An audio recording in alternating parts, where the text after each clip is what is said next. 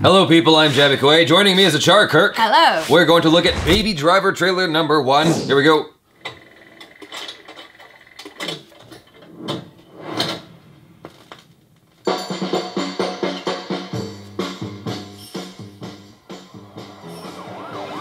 So you're just starting your day, or did you just get off?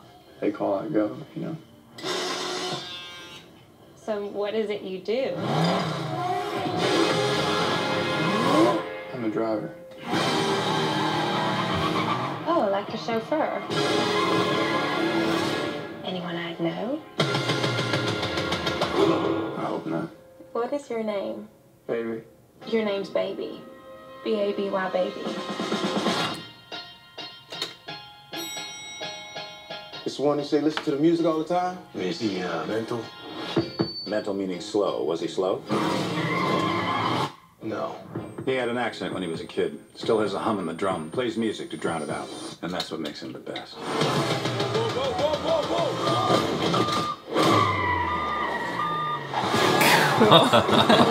One more job and I'm done. One more job, and we're straight. Now, I don't think I need to give you the speech about what happens when you say no, how I could break your legs and kill everyone you love, because you already know that, don't you? Yeah. The moment you catch feelings is the moment you catch a bullet. And your waitress girlfriend, she's cute. Let's keep it that way. I want us to head west and never stop. You in? I'm in, baby.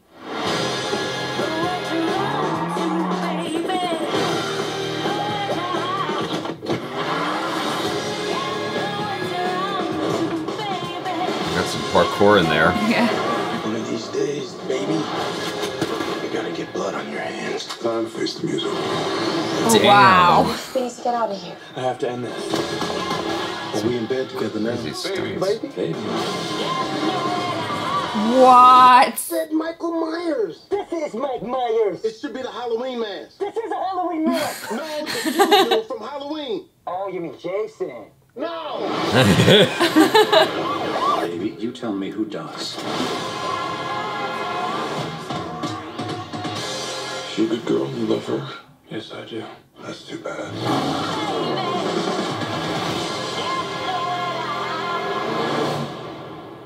Okay, what else has Edgar Wright done? He's done Shaun of the Dead, Hot Fuzz, Scott Pilgrim versus the World. So he's done mostly very tongue-in-cheek comedies. Yes. This feels like a foray into a new territory, even though it's funny. It still has elements. He's very good at that kind of very fast back and forth witty banter, and he matches it with similar types of quick cuts, and he does a lot of visual gags. Yeah, but this feels more focused on creating authentic action, the way you'd find it in a Steve McQueen movie, but for the modern audience. Like, Fast and Furious is not Steve McQueen for the modern audience. Fast and Furious it's insane, and there's a lot of visual effects in there. There are very good special effects in Fast and Furious, don't get me wrong, but this feels very focused on, almost like Drive with a personality. Yeah, I was kind of thinking like this Drive, but like a lot more exciting. Yeah, I mean, I'm sorry for anyone who loved Drive, but this looks like the version of Drive I would have preferred to watch, which just had something to, you know, some kind of smile on its face, something. It didn't take itself too seriously. Yeah, some of the stunt work in there, this is clearly not CGI, at least I feel like a very seasoned movie watcher, and I can generally pick up on when there's computer-generated images. I could not detect one moment where it was computer graphics. It looked like they really went all the way with making these stunts authentic, just like they would in the Steve McQueen days. I'm sorry to keep referring to that. Yeah. But like even the stuff when the car was doing these crazy, when you pull the emergency brakes, the car spins around and stuff. It just, extreme precision driving. That's what that hooked me in more than the rest of the trailer. I mean, obviously everything else gave it personality that was interesting to experience, and you have a cast of people that are all talented. John Hamm and Kevin Spacey. Yeah, everybody in there. And so the kid is new to me. I never heard of this guy. I know my niece Millie, I believe she loves him. or something. Oh, but Millie, who shot we her. shot, yeah, but Okay. I can't. He's Not familiar. that we shot in her room. Yeah, we shot. We in her didn't room. murder her. Yeah, she's alive and well. Okay, We We're shot not... some reactions in her room. We did not just confess a crime. Yeah. No, I feel like I've seen him. Where are you going? I feel like I've seen him in things. Oh, was he in The Fault in Our Stars? I don't even know that movie. This is part of the premise of the film, obviously, but the thing that's kind of glaring to me is that the kid is so young. He's such a young... Yeah. I mean...